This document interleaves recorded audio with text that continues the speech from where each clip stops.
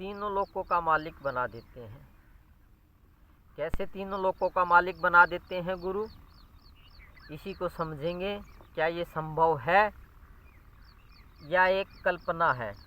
काफ़ी लोग इसको कल्पना समझते हैं कि गुरु तीनों लोकों का मालिक अपने शिष्य को कैसे बना देते हैं। ये सिर्फ एक मति भ्रम है, दिमाग का वहम है, तो लोग ऐसा समझते हैं, लेकिन ऐसा नहीं है। ये हकीकत है कि गुरु तीनों लोकों का मालिक बना देते हैं। तो कैसे संभव है? तो नमस्ते, मैं पवन यादव, रामपुरा झज्जर हरियाणा से। देखिए, गुरु में इतनी काबिलियत होती है, इतने वो समर्थ होते हैं। पूर्ण गुरु जिसको भगवत्ता की प्राप्ति है, मालिक की प्राप्ति है, वो अपने किसी लायक शिष्य को, शिष्य तो और भी हो सकते हैं उसके, लेकिन किसी लायक शिष्य को जिसमें की काबिलियत है, जिसके अंदर पोटेंशियल है, बनाते उसी को हैं। तो इसलिए कहा गया है, तीन लोक की संपदा गुरु दीनी दान। मतलब तीन लोक की संपदा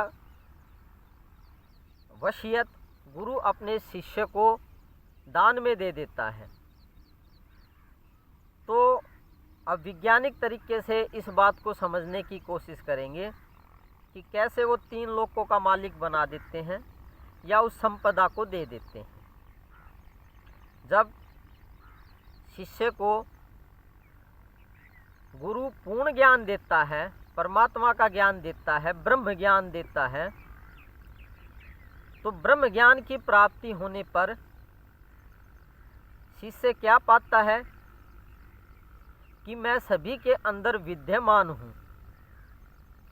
जैसे इस धरती पे जितने भी जीव हैं, आदमी, पशु पक्षी, आपके रिश्तेदार, आपके दोस्त, आपके घर वाले या आपके दुश्मन, सभी के अंदर आप विद्यमान हैं, ऐसा आप पाते हैं। ये कोई कल्पना नहीं है। कल्पना तो आप भी कर सकते हैं, कोई भी कर सकता है किताबें पढ़ के कि मैं सभी जीवों के अंदर मैं विद्यमान हूँ। तो कल्पना तो कोई कर सकता है, लेकिन वो शिष्य को जब ज्ञान होता है, ब्रह्म ज्ञान या परमात्मा का पूर्ण ज्ञान, तो वो हकीकत में ही अपने आप को सभी जीवों के अंदर विद्यमान पाता है, या उसको ये पता चलता है कि मैं सभी जीवों के अंदर मौजूद हूँ। सभी जीवों में धरती लोक के जो आपको सामने दिखाई दे रहा है, ये पशु पक्षी दिखाई दे रहे हैं, ये तोता, कौवा, सियार, सांप, बिच्छू, चींटी, यहाँ तक कि सूक्ष्म जगत के जो देवता हैं, कोई भी देवता हो सकता है। आप जिस देवता को जानते हैं, ब्रह्मा, विष्णु, महेश, शिव जी, उसके अंदर भी आप अपने को ही पाते हैं कि मैं ही विद्यमान हूँ। शिव भी मैं ही हूँ, विष्णु भी मैं ही हूँ, उनके अंदर भी मौजूद मैं ही हूँ। चाहे इस जगत के प्राणी क्यों ना हो, कोई बड़े से बड़ा पदवी का आदमी क्यों ना हो, कोई नेता है, प्रधानमंत्री है, कोई पुलिस ऑफिसर है, आईजी है, या फिर और भी कोई पदवीधारी इंद्रलोक में, स्वर्गलोक में जो इंद्र है, उसके अंदर भी आप अपने को ही पाते हैं कि इंद्र के अंदर भी मैं ही विद्यमान हूँ। औरतें हैं, फीमेल कैटेगरी, उसमें भी अपने आप को ही आप पाओगे, हकीकत में पाओगे, कल्पना से नहीं। कल्पना तो सभी कर लेते हैं, किताबें पढ़ के, दो चार प्रवचन सुन के, टीवी पे, यूट्यूब पे किताबें पढ़ के तो कल्पना कर सकते हैं, लेकिन वो शिष्य हकीकत में पाता है। हकीकत का मतलब रियलिटी में, कि सभी के अंदर पीछे जो मैंने जीव गिनाए हैं, जो नेता गिनाए हैं, जो ऑफिसर गिनाए हैं, जो कीड़े मकोड़े गिनाए हैं, जो पशु पक्षी गिनाए हैं, शेर के अंदर भी मैं ही विद्यमान हूँ और देवताओं के अंदर भी मैं ही विद्यमान हूँ। कोई भी देवता हो सकता है, कोई भी जीव हो सकता है। आप जिसके बारे में सोचेंगे उसी के अंदर आप स्वयं को ही पाओगे, अपने आप को ही पाओगे।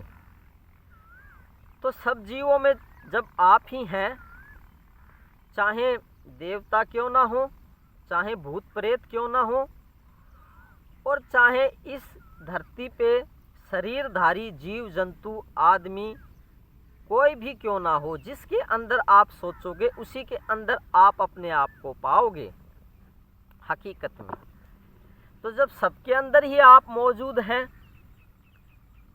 स्वर्गलोक के देवताओं के अंदर भी आप मौजूद हैं, धरती पे जितने प्राणी हैं, आदमी या जीव जंतु कीड़े मकोड़े, उनके अंदर भी आप हैं।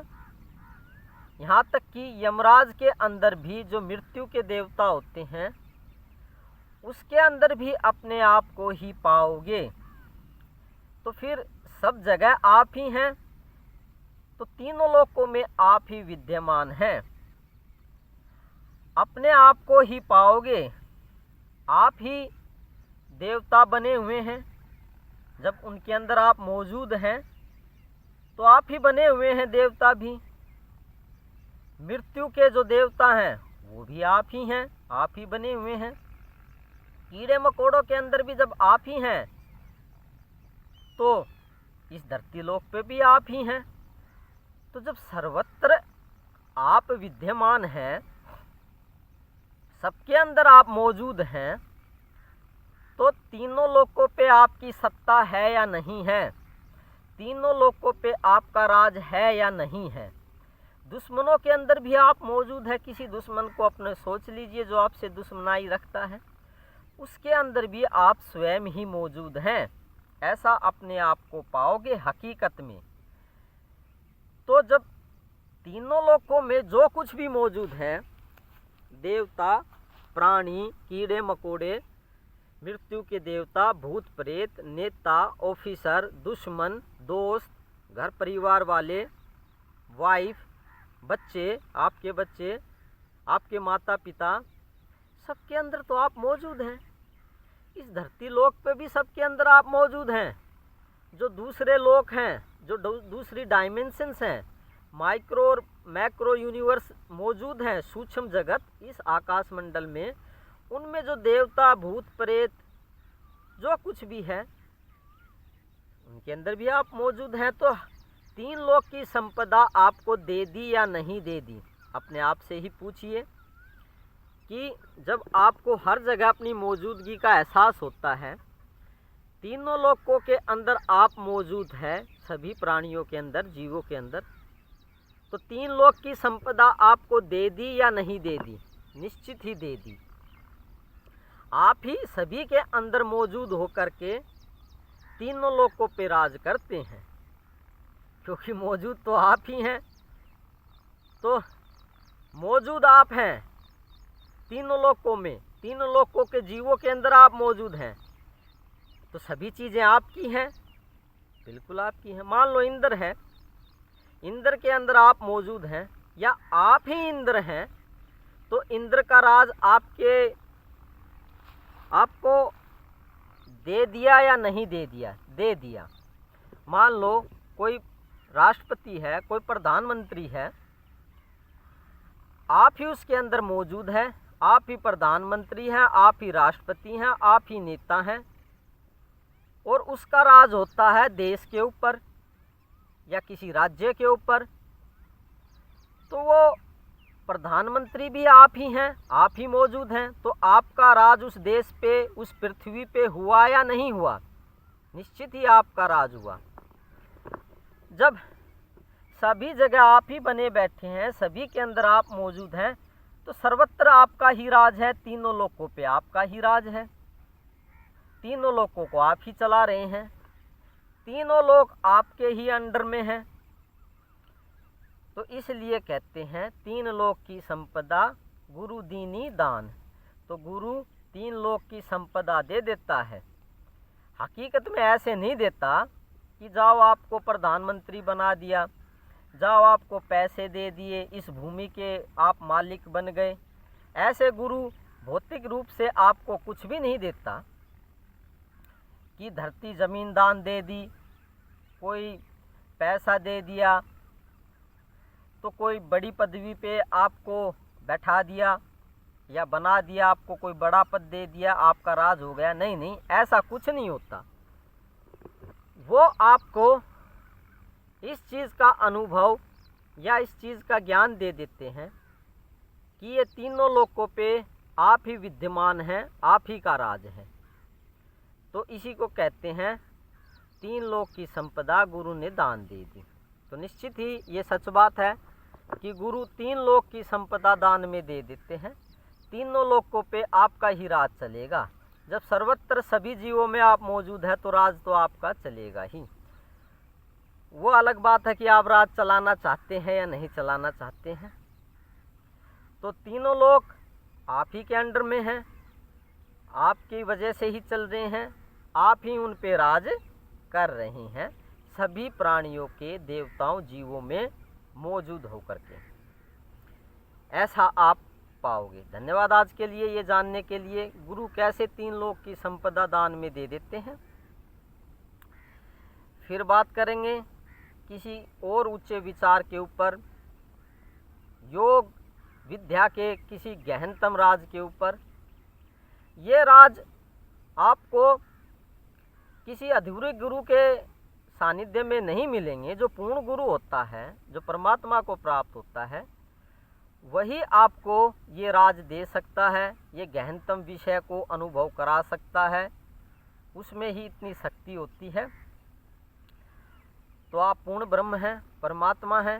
मैं आपको प्रणाम करता हूँ, मेरा प्रणाम स्वीकार कीजिए और पूर्ण गुरु को दंडवत प्रणाम कीजिए और उसी की सेवा कीजिए।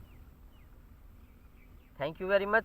कल किसी और विषय पे कुछ सवाल आए हुए हैं कुछ मित्रों के, उन सवालों का कल जवाब देंगे।